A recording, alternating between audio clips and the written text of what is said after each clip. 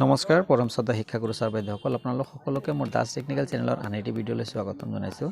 আজি ভিডিঅ'টো আমাৰ ৰাজ্যৰ প্ৰতিখন বিদ্যালয়ৰ প্ৰতিজন শিক্ষকৰ বাবে অত্যন্ত গুৰুত্বপূৰ্ণ, কিয়নো আমাৰ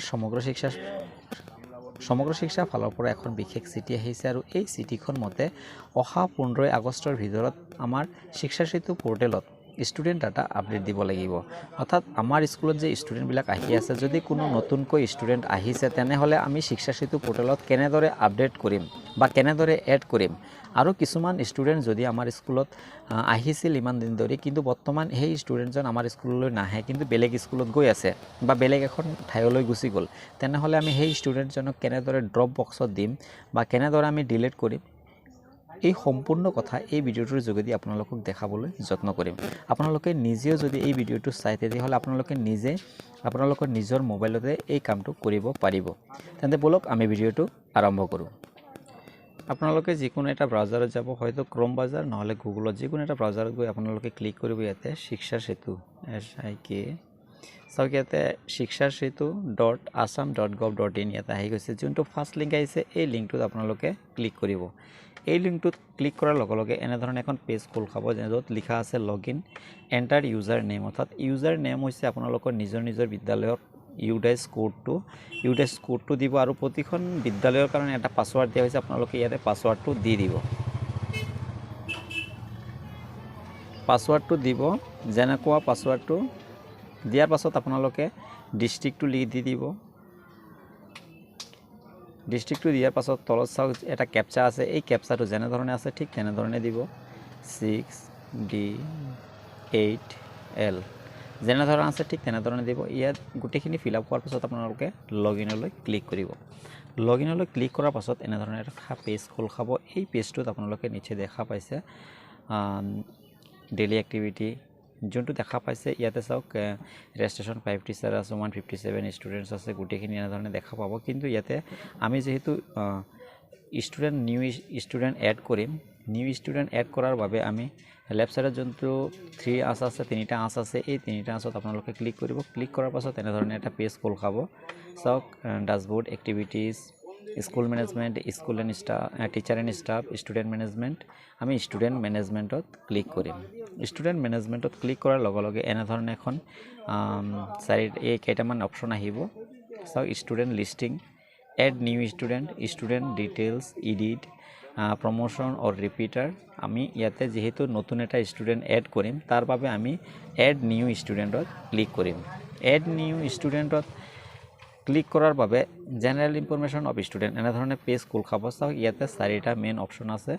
জেনেৰেল ইনফৰমেশ্যন অফ ষ্টুডেণ্ট, ইয়াতে ষ্টুডেণ্টৰ নাম, gender, date of birth, father name, mother name, guardian, Aadhaar number, এনেধৰণে ডিষ্ট্ৰিক্ট, ব্লক, ক্লাষ্টাৰ, হেবিটেশ্যন গোটেইখিনি দিব। আপোনালোকে গোটেইখিনি দিয়াৰ পাছত নেক্সটলৈ ক্লিক কৰিব। নেক্সটলৈ ক্লিক কৰিলে আপোনালোকে বেলেগ এখন পেজ খোল খাব। আপোনাৰ এনৰলমেণ্ট ডিটেইলছ, অৰ্থাৎ ছাত্ৰ ছাত্ৰীজনৰ এডমিশ্যন নাম্বাৰ, কিমান হয়, এডমিশ্যন ডেট কিমান হয়, একাডেমিক ইয়াৰ কি হয়, ক্লাছ ৰোল লং কি হয়, মিডিয়াম অফ ইনষ্ট্ৰাকশ্যন বিদ্যালয়খনৰ কি মিডিয়ামৰ হয়, এনেধৰণৰ আপোনালোকে ফিল আপ কৰাৰ পাছত আপোনালোকে নেক্সটলৈ ক্লিক কৰিব। নেক্সটলৈ ক্লিক কৰাৰ লগে লগে facility and other details of students এনেধৰণে পেজটো খোল খাব। অৰ্থাৎ এই পেজটোত থাকিব আপোনালোকে facility and other details of the students, free text book পাইছেনে নাই, ইউনিফৰ্ম ছেট পাইছেনে নাই, কিমান ছেট পাইছে, এইখিনি গোটেইখিনি আপোনালোকে ফিল আপ কৰিব লাগিব। ফিল আপ কৰাৰ পাছত আপোনালোকে যেতিয়া নেক্সটলৈ ক্লিক কৰিব, নেক্সটলৈ ক্লিক কৰিলে বেংক ডিটেইলছ বুলি আৰু এখন পেজ খোল খাব, য'ত আপোনালোকে বেংক একাউণ্ট নাম্বাৰ ভৰাব লাগিব, bank name, IFSC code number ভৰাব। এইটো গোটেইখিনি ডিটেইলছটো ভৰাৰ পাছত আপোনালোকে ছেভ বটনত ক্লিক কৰি দিব। ছেভ বটনত ক্লিক কৰাৰ লগে লগে আপোনালোকে যিমানখিনি ডিটেইলছ ভৰাইছে গোটেইখিনি ছেভ হৈ যাব। তো এনেদৰে আপোনালোকে ষ্টুডেণ্ট এটা এড কৰিব পাৰিব। এতিয়া ধৰি লওক আমি ষ্টুডেণ্ট এটা আমাৰ স্কুললৈ ইমান দিন আহিছিল কিন্তু বৰ্তমান ষ্টুডেণ্টজন বেলেগ এখন স্কুললৈ গুচি গ'ল, বা আমাৰ বৰ্তমান যিখন এৰিয়াত আছিলে সেই ষ্টুডেণ্টজন বেলেগ এখন এৰিয়াত গুচি গ'ল, আমাৰ ইয়াৰ বিদ্যালয়লৈ নাহে।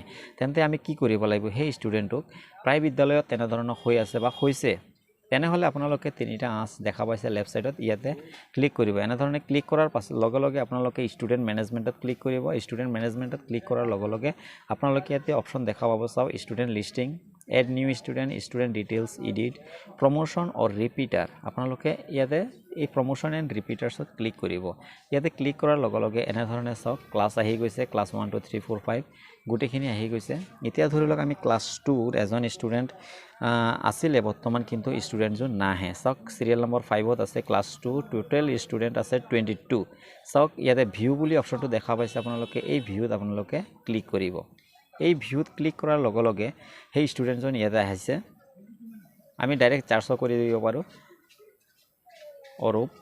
অৰূপ ষ্টুডেণ্টজন আমি ইয়াতে চাওক ষ্টুডেণ্টজন আহি গৈছে অৰূপ দাস বুলি তেওঁ আহি গৈছে কিন্তু ইয়াতে চাওক এতিয়া আমি কি কৰিম ষ্টুডেণ্টজন সিলেক্ট কৰিম ইয়াতে আপোনালোকে এনেদৰে সিলেক্ট কৰিব সিলেক্ট কৰাৰ লগে লগে আপোনালোকে ইয়াতে অপশ্যনবিলাক পাই যাব চাওক promote demote repeater drop box drop out cancel ইয়াতে আমি কি কৰিম এতিয়া ষ্টুডেণ্টজন যেহেতু আমাৰ বিদ্যালয়লৈ নাহে আৰু তেতিয়াহ'লে আমি ষ্টুডেণ্টজনক আমি ড্ৰপ বক্স যোনটো দেখা পাইছে আপোনালোকে ইয়াতে ক্লিক কৰি দিব ড্ৰপ বক্সত ক্লিক কৰাৰ লগে লগে এনেধৰণে আৰ ইউ শিওৰ ইয়াতে আমি কি কৰিম সেভ চেঞ্জ পত ক্লিক কৰি দিম সেভ চেঞ্জত ক্লিক কৰাৰ লগে লগে ষ্টুডেণ্ট আপডেট সাকসেসফুলি ইয়াতে হৈ গৈছে এতিয়া ষ্টুডেণ্টজনটো ড্ৰপ বক্সত গুচি গ'ল এতিয়া যদি আমি